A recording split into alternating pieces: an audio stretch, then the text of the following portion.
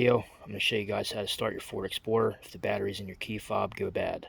As you can see, the key fob is inside the vehicle. Foot is on the brake. We're going to try to start. And no key detected. So we're going to go ahead and open up the armrest here.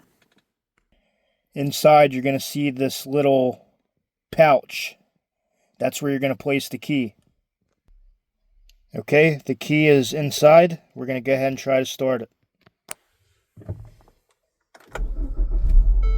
And there you go. And when you put the key in the pouch, you want to make sure that the buttons are facing towards the engine. This side is facing up. And it should work. I hope this video helps you guys out if you ever run into the same issue.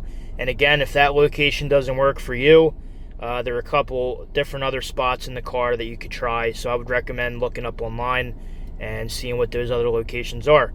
But that's all I got for you today, and I'll see you for the next one.